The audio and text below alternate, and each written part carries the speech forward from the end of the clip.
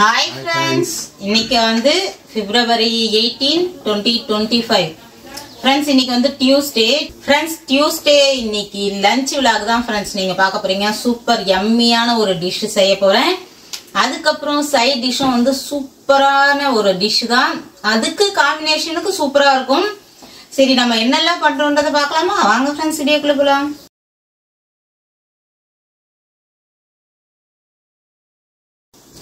Friends, இப்போ வந்து நம்ம என்னெல்லாம் பண்ண போறோம் லஞ்சுக்கு அப்படின்னா பட்டாணி புலாவ். ஃப்ரெண்ட்ஸ், பட்டாணி வந்து நைட்டே ஊற வச்சுட்டேன். பட்டாணி புலாவுக்கு வந்து பட்டாணி ஊற வச்சாச்சு. அதுக்கப்புறம் வெங்காயம், பச்சை மிளகா, புதினா, அதுக்கடுத்து கருவேப்பிலை, கொத்தமல்லி, தக்காளி. இது பார்த்தீங்கன்னா இதுதான் மெயின். நம்ம வந்து தேங்காய் பால் எடுத்து வச்சுருக்கிறேன். தேங்காய் பால் ஊற்றி பட்டாணி புலாவ் பண்ண போகிறோம். அதுக்கப்புறம் இஞ்சி பூண்டு பேஸ்ட்டு அதெல்லாம் அரைச்சி வச்சாச்சு. இந்த பக்கம் பார்த்தீங்கன்னா மணத்தக்காளி கீரை கட் பண்ணி வச்சுருக்கிறேன் ஃப்ரெண்ட்ஸ். அது வந்து பொரியல் பண்ணுறதுக்காக ஆனியன் பூண்டுலாம் கட் பண்ணி வச்சுருக்கிறேன். இது வந்து சைட் டிஷ். இதுவாக காம்பினேஷன் அப்படின்னாதீங்க, இது கிடையாது. இங்கே இருக்குது பாருங்கள், காலிஃப்ளவர் 65 சூப்பராக இருக்கும் இதுக்கு காம்பினேஷன். அதுக்காக காலிஃப்ளவர் வந்து சுடுதண்ணியில் மஞ்சத்தூள் உப்பு போட்டு எடுத்து வடித்து வச்சுருக்கிறேன். மதியம் லஞ்சுக்கு இதெல்லாம் தான் ஃப்ரெண்ட்ஸ் செய்ய போகிறோம். சூப்பர் யம்மியான டிஷ்ஷுன்னு சொன்னோம்னா சூப்பராக பட்டாணி புலாவ் சொல்லலாம் ஃப்ரெண்ட்ஸ். அவ்வளோ சூப்பராக இருக்கும். ரொம்ப காரசாரமாக இருக்காது, ஆனால் சூப்பராக இருக்கும். அதில் வந்து நம்ம தேங்காய் பால் சேர்த்து செஞ்சோம்னா சூப்பராக இருக்கும். அப்படியேவும் செய்யலாம், தேங்காய் பால் சேர்த்தோம்னா இன்னும் சூப்பராக இருக்கும். இப்போ வந்து நம்ம ஒன்றை பார்த்துடலாம். நம்ம பட்டாணி புலாவுக்கு வந்து எண்ணெய் ஊற்றிக்கிறேன். எண்ணெய் கொஞ்சம் சேர்த்துட்டு நெய் வந்து நம்ம கடைசியாக நம்ம தாளித்து முடித்து நம்ம மூடுறோம் பாருங்கள், அந்த டைமில் நான் நெய் போட்டுக்கலாம்.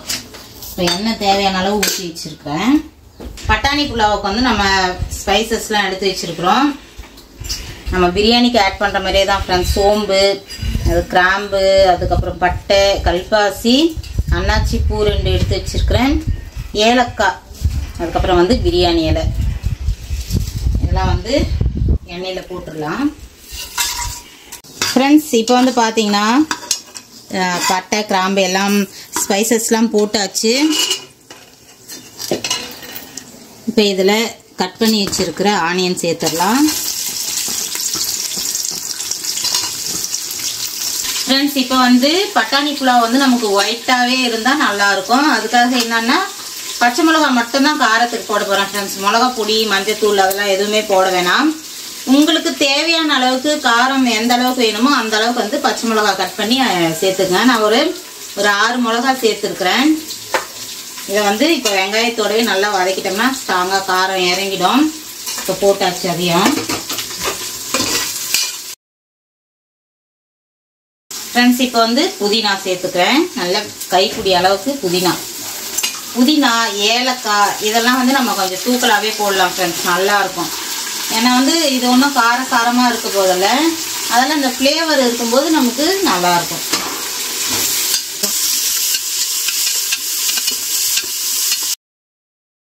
ஃப்ரெண்ட்ஸ், இப்போ வந்து புதினாவும் நல்லா வதங்கிருச்சு.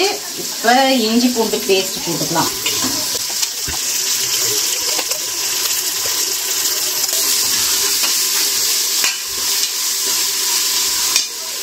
இதில் வந்து நான் ஒரு ஃப்ளேவர் நமக்கு நல்லா இருக்கும். கருவேப்பிலை போடணும்னு அவசியம் இல்லை, இருந்தாலும் நம்ம கருவேப்பிலை போடலாம் ஃப்ரெண்ட்ஸ். நமக்கு எம்டியும் கூட, ஆனால் அந்த ஃப்ளேவரும் கண்டிப்பாக கிடைக்கும். அதுக்கப்புறம் கொத்தமல்லி,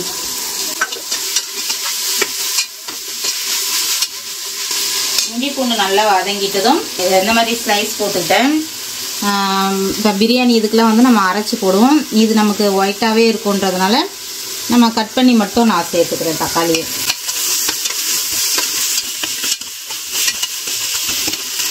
இப்போ தக்காளி சேர்த்துடுறேன்.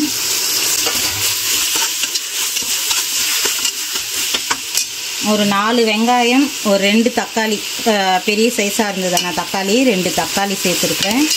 ஒரு 6 பச்சை மிளகா, இஞ்சி பூண்டு பேஸ்ட் வந்து ஒரு 2.5 ஸ்பூன் போட்டிருக்கிறேன். 3 டம்ளர் அரிசி எடுத்துருக்குறேன் ஃப்ரெண்ட்ஸ். அதுக்கு வந்து இந்த அளவுக்கு குவான்டிட்டி எடுத்துருக்குறேன்.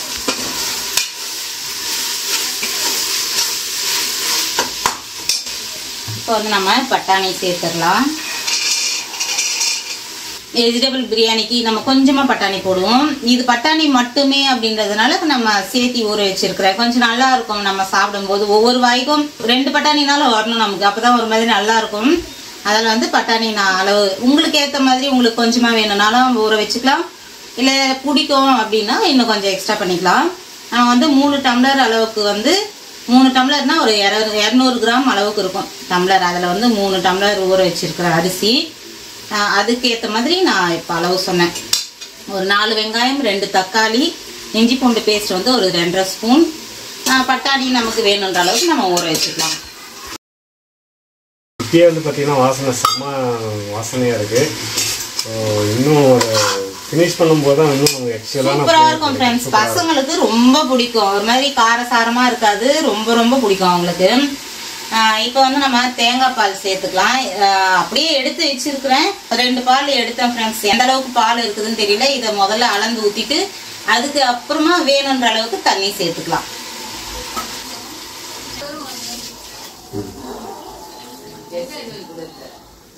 2.5 டம்ளர் அளவுக்கு இருக்குது. ஆஃப் பாயில் ரைஸ் நம்ம யூஸ் பண்றோம். வீட்டுக்கு வந்து புழுங்கல் அரிசி நம்ம எடுப்போம்ல, அதுக்கு வந்து ஆஃப் பாயில் அரிசி தான் நம்ம. அதுவே இதுக்கு நல்லா இருக்கும்ன்றதுனால நான் அந்த அரிசியை ஊற வச்சிருக்கிறேன் ஃப்ரெண்ட்ஸ். வீட்டு அரிசி தான். 1க்கு 1.5 ஊற்றினாலே போதும், அதுவும் ஆஃப் பாயில் தான். அதில் வந்து இப்போ 2.5 ஊற்றி இருக்கிறேன், மீதியை எடுத்துக்கலாம் ஃப்ரெண்ட்ஸ். தேங்காய் பால் வந்து நம்ம 2.5 ஊற்றிக்கிட்டோம். பார்த்தீங்கன்னா 3, 4 ஃப்ரெண்ட்ஸ். இப்போ வந்து நம்ம 1 கப்புக்கு 1.5 கப்பு தண்ணி ஊற்றுவோம். 4.5 கப்பு தண்ணி ஊற்றியாச்சு. ஒரு 2.5 கப்பு வந்து நம்ம தேங்காய் பாலே கிடச்சிது. அதுக்கப்புறம் மீதி இருக்கிறது தண்ணி ஊற்றிட்டோம். இப்போ முக்கியமானது சேர்த்துடணும் ஃப்ரெண்ட்ஸ். உப்பு சேர்க்கலை நான் இன்னும். ரைஸுக்கு தேவையான அளவு உப்பு சேர்த்துக்கலாம். இப்போ நம்ம அரிசி போட்டுடலாம். பாருங்க, அரிசி வந்து இதுவும் நல்லா குட்டி குட்டியாக சீரக சம்பா மாதிரியே இருக்கும் ஃப்ரெண்ட்ஸ். நல்லாயிருக்கும், ஒரு மாதிரி டேஸ்ட்டாக நல்லாயிருக்கும். ஆஃப் பாயில் ரைஸுன்றதுனால இதையே கூட ஒரு சில டைமில் இந்த மாதிரி புலாவுக்கெலாம் சேர்த்துக்குவேன், நல்லாயிருக்கும். சாதம் எந்த புறக்கும் பாருங்கள், ரொம்ப குட்டி குட்டியாக தான் இருக்கும். ஆக்சுவலாக இந்த ரைஸ் வந்து நாங்கள் ரிலையன்ஸில் தான் வாங்கினோம். இந்த நகரியில் லாஸ்ட் டைம் வந்து மளிகை சாமான் வாங்குறப்ப இதை பார்த்தோம். அப்புறம் அவங்கள கேட்டதுக்கப்புறம் இது நல்லா இருக்குது அப்படின்னாங்க. ரேட்டும் ரொம்ப கம்மியாக தான் இருந்தது, ரொம்ப ஆச்சரியமாக தான் இருந்தது. சரி ஒரு சிப்பம் வாங்கி பார்க்கலாம் அப்படின்னு வாங்கணும்.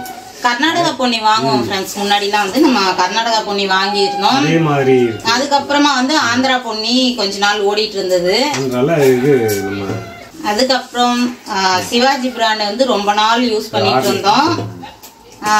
சரி இது ஆஃப் பாயில் திருப்பி எடுத்து பார்க்கலாம். ரொம்ப நாள் ஆயிடுச்சு கர்நாடகா பொன்னி எடுத்து. சரி நல்லா இருக்கும், ட்ரை பண்ணி பார்க்கலாம். இது நல்லா இருக்குதுன்னு சொன்னாங்க, சரி எடுத்து ட்ரை பண்ணலாம் அப்படின்றதுனால ஒரு சிப்பம் எடுத்துட்டு வந்தோம். சூப்பராக இருக்கு. ரிலையன்ஸோட ஓன் பிராண்ட் இது. அவங்களும் வந்து மார்க்கெட் பண்ணி சேல் பண்ணுறாங்க. சரி, பிராண்ட் நேம் வந்து பார்த்தீங்கன்னா குட் லைஃப்னு இருக்கும். குட் லைஃப் அப்படின்ற பேரில் நிறைய கிராசரிஸ் நிறையவே இருக்கும். அரிசி சக்கரைலேருந்து எல்லா ஐட்டமும் அவங்க ரிலையன்ஸோட சூப்பர் மார்க்கெட்டில் கிடைக்கும். ஸோ இதுவும் ரிலையன்ஸ் குட் லைஃப் அப்படின்றதுனால வாங்கி பார்க்கலாம் எப்படி இருக்குன்றதுனால அதுக்கும் ரொம்பவே சாட்டிஸ்ஃபைடாக இருக்கு. அடுத்த டைம் வந்து நாங்கள் கண்டிப்பாக நம்ம நார்மலாக இப்போ சிவாஜி பிராண்ட் எல்லாம் எடுத்துட்டு இருந்தோம் ஃப்ரெண்ட்ஸ். பயங்கர ரேட்டாக தான் இருக்கும். அதுக்கு இதுக்கும் நிறைய டிஃப்ரெண்ட் இருந்துச்சு. சரி நல்லா இருந்துச்சுன்னா எடுக்கலான்றதுனால அவங்களே சொன்னாங்க நிறைய இதுதான் மூவ்மெண்ட் இருக்குது மற்றதை விட அப்படின்னாங்க. சரி ஒரு சிப்ப மாதிரி எடுத்துட்டு வந்து நம்ம ட்ரை பண்ணலாம், நல்லா இருந்துச்சுன்னா எடுக்கலாம் அப்படின்றதுனால எடுத்துட்டு வந்தோம் ஃப்ரெண்ட்ஸ். சூப்பராக இருக்குது. சாதமும் வந்து டக்குன்னு கெட மாட்டேங்குது, அதுதானே நமக்கு முக்கியம். ரேட்டு வந்து பார்த்தீங்கன்னா 1150 ரூபா தான் ப்ரைஸ். ரொம்பவே சீப்பாக இருந்தது. இப்போ நாங்கள் ஆர்னி பொருள்லாம் சிவாஜிலாம் வாங்கினா 2200 ரூபா வரைக்கும் போயிடுச்சு. அப்படிதான் ஃப்ரெண்ட்ஸ் வாங்கிட்டு இருந்தோம். 1000 ரூபா இதோட கூடுதலாக கொடுத்து நாங்கள் வாங்கிட்டு இருந்தோம். சரி நல்லா இருந்துச்சுன்னா ஓகே தான் அப்படின்றதுனால வாங்கணும். நல்லாவே இருக்குது. சிவாஜி பிராண்ட் பொறுத்து நல்லா இருக்கும். பட் இன்னும் ஒரு சில ஆர்னி பொண்ணுலாம் வாங்கி வச்சுக்கோங்களேன், அது வந்து கொஞ்சம் ஏஜிங் ஆகாம அரிசிலாம் இருக்கும். போன முறை அது வாங்கி எக்கச்சக்கமான ப்ராப்ளம் ஆயிடும். பேசிட்டே அந்த பக்கம் இருக்கிறது தெரியல. இவ்வளவு பேர் குக்கர் இருக்கும். பால் விட்டாச்சு. இப்ப லாஸ்டா ஒரு சிப்பம் இங்கே லோக்கல்லே எடுத்துட்டு வந்தாரு ஃப்ரெண்ட்ஸ். அநியாயத்துக்கு புது அரிசி கொதி வந்த உடனே வெந்துடும். அது ரொம்ப ஒரு மாதிரி இருந்துச்சு. அதை இப்படிதான் யூஸ் பண்ணி காலி பண்ண போறோம்னு இருந்தது ஃப்ரெண்ட்ஸ். அதுக்கப்புறம் இது பழைய அரிசி மாதிரியே இருக்குது, நல்லாவும் சூப்பரா இருக்குது. ஆச்சரியமா இருக்கு இவ்வளவு ரேட்ல வந்து இவ்வளவு பெஸ்டா வந்து இது எதுக்காக நம்ம சொல்றோம்னா, அதே ரேட்லயே நீங்க இருக்கிற இடத்துலயும் கிடைக்கலாம், நல்லாவும் இருக்கும். அதுக்காக தான் இது நம்ம சொல்லணுன்றதுக்காக நான் ஷேர் பண்றேன் ஃப்ரெண்ட்ஸ். ரைஸ் வந்து இந்த அளவுக்கு கம்மியா எப்போ வாங்கணும்னே ஞாபகம் இல்லை. சேலத்துல வேணா வாங்கியிருப்போம்னு நினைக்கிறேன். எப்போ பார்த்தாலும் அந்த 2000 கிட்ட தான் நெருங்கிட்டு இருக்கோம். கால் மூட்டைக்கே நான் சொல்றது, 25 கிலோக்கே நான் சொல்றது. இந்த அளவுக்கு கம்மியா ரிலையன்ஸ்ல கிடைச்சதுன்னா ஓகே தானே. நீங்களும் அதால ஏதாவது உங்களுக்கு யூஸா இருக்கும்ன்றதுனாலதான் நாங்க ரேட்டோட சொன்னோம். இங்க வந்து இவங்க அவங்க பிராண்ட் வச்சு விற்கிறாங்க. நீங்க இருக்கிற இடத்துல இருக்குமா இல்லையான்னு தெரியல, ட்ரை பண்ணி பார்க்கலாம்ல, அதாலதான் ஃப்ரெண்ட்ஸ். நல்ல தாளிப்பு எல்லாம் போட்டு உப்பு எல்லாம் போட்டாச்சு, ஃபினிஷ் ஆயிருச்சு. இப்போ நம்ம நெய் ஊற்றிக்கலாம்.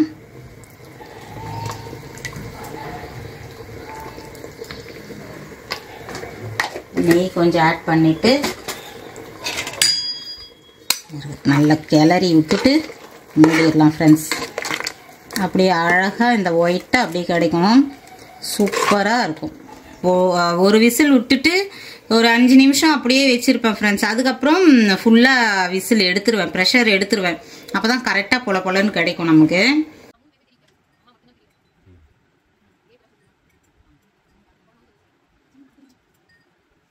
வெயிலே அடித்தாலும் இன்னைக்கு ஏதோ காற்று கொஞ்சம் அடிச்சிட்டு இருக்குது, நல்லாயிருக்கும்.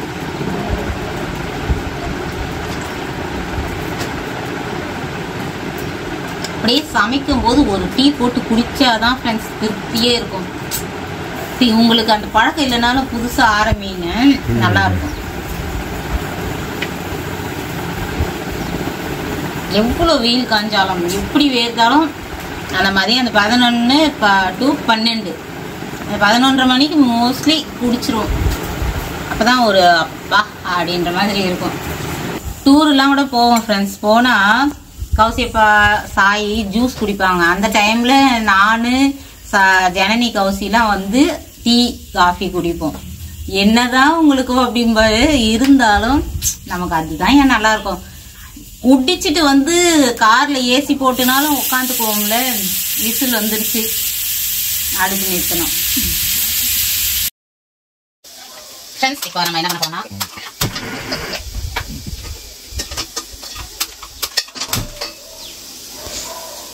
அடுத்தது வந்து நம்ம என்ன பண்ண போறோம்னா கீரை பொரியல் பண்ண போறோம். காலிஃப்ளவர் வந்து நம்ம கீரை பொரியல் செஞ்சுட்டு நம்ம கிளறி வச்சிடலாம், காரெல்லாம் போட்டு இறங்கிடும். அதுக்கப்புறம் 65 போட்டுக்கலாம் ஃப்ரெண்ட்ஸ். இது வந்து மைதா 2 ஸ்பூன் மைதா போட்டுக்கலாம். இது வந்து அப்படியே சைடில் இந்த வேலையும் முடிச்சுக்கலாம். எண்ணெய் ஊற்றிடுறேன். பொரியல், கீரை பொரியல், மணத்தக்காளி பொரியல். நம்மளாம் வீடியோ பார்க்குறவங்களுக்கு தெரியும், மணத்தக்காளிங்கிறது வந்து நம்ம அடிக்கடி செய்கிறது தான். நேற்றுக்கே வாங்கியாச்சு ஃப்ரெண்ட்ஸ், ஆனால் நேற்றுக்கு செய்யலை. அதெல்லாம் சரி இன்னைக்கு முடிச்சிடலாம். ரொம்ப நாள் கீரை வச்சுருந்தாலும் ஒரு மாதிரி இருக்கும், இன்னைக்கு செஞ்சிடலான்னு செஞ்சாச்சு. அதுக்கப்புறம் வந்து கார்ன்ஃப்ளோர் 2 ஸ்பூன் கார்ன்ஃப்ளோர் போட்டுக்கலாம். இது வந்து கரம் மசாலா கொஞ்சமாக போட்டுக்கலாம்.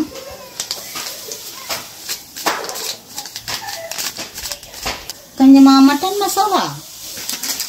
மசாலாங்கிறது நம்ம நிறைய இதில் வந்து கொஞ்சம் ஆட் பண்ணிக்குவேன், பிடிக்கும்னு வச்சுக்கலேன். அந்த ஃப்ளேவர் கொஞ்சம் நல்லாயிருக்கும், அதெல்லாம் கொஞ்சம் சேர்த்திக்குவேன். அதுக்கப்புறம் இஞ்சி பூண்டு பேஸ்ட்டு. இந்த பக்கம் வந்துடலாம், ஏன்னா எண்ணெய் காஞ்சிருச்சு. தாளிப்பு போட்டுடலாம். கடுகு, உளுத்தம்பருப்பு, கடலைப்பருப்பு கொஞ்சம், 2 காஞ்ச மிளகா கிள்ளி போட்டுடலாம். பூண்டு, ஆனியன்,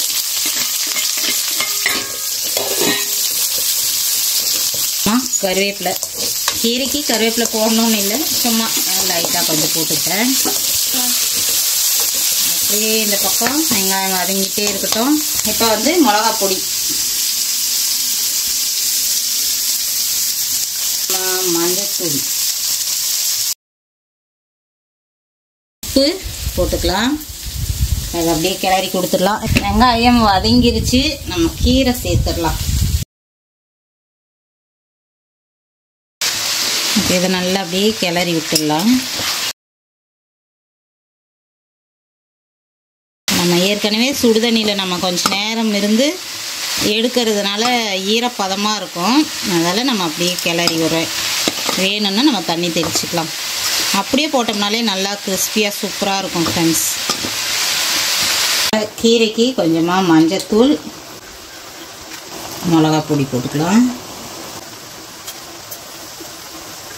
உப்பு,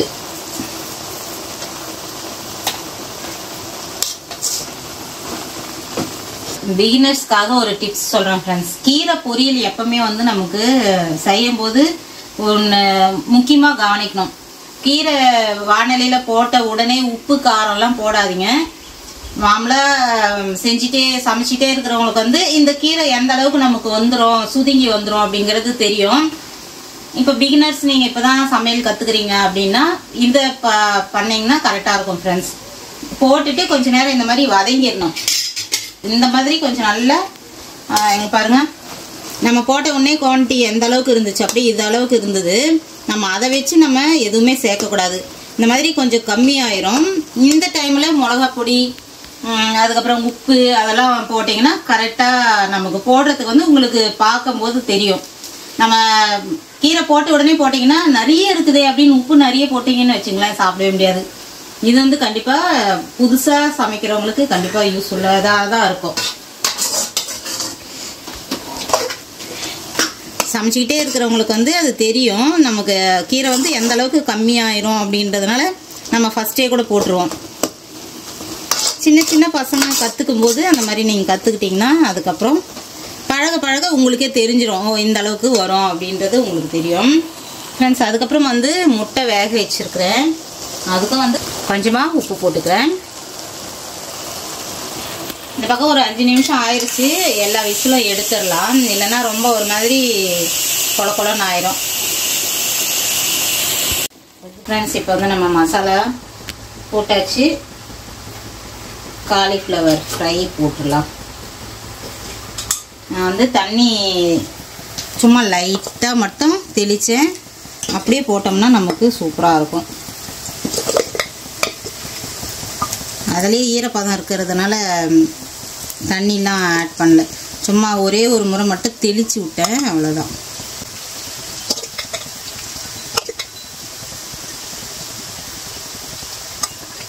இப்போ நம்ம தேங்காய் துருவல் போட்டுக்கலாம் கீரையில்.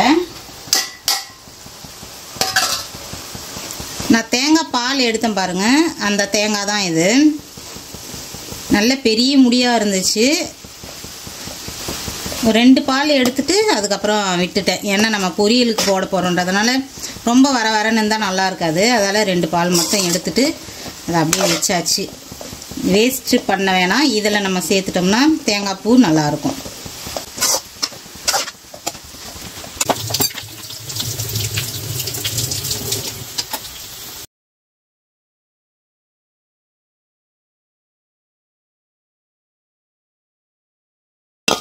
ஒரு முறை எடுத்தாச்சு, இன்னொரு முறை போட்டுடலாம்.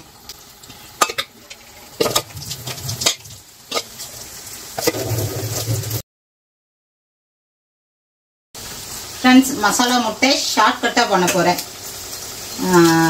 இப்போ முட்டை வந்து நம்ம கிண்ணத்தில் போட்டிருக்கிறோம் பாருங்கள். அப்படியே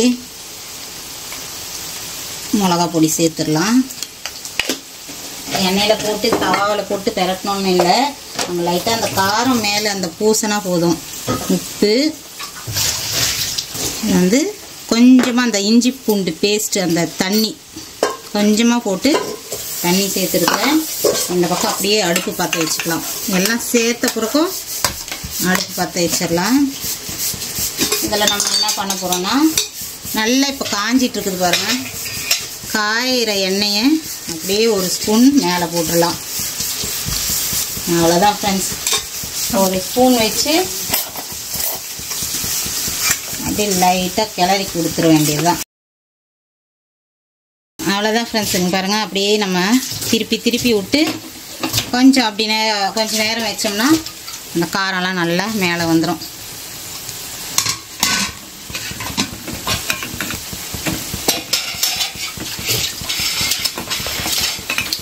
ஷார்ட்கட் மசாலா முட்டை. வானலி பிஸியாக இருக்குது, மேலே வந்து ஒரு சிலது மட்டும்தான் வச்சுருக்கிறேன். அதால் அது ரெடியாகி நம்ம பண்ணுறதுக்குள்ளே நம்ம இப்படி பண்ணிடலாம் அப்படின்ட்டு இதிலே போட்டாச்சு. நல்ல சூடாக காய்ச்சின எண்ணெயை விட்டோம்னாலே அவ்வளோதான். ஃப்ரெண்ட்ஸ் இப்போ வந்து ஓப்பன் பண்ணி பார்க்கலாம். அப்பா செம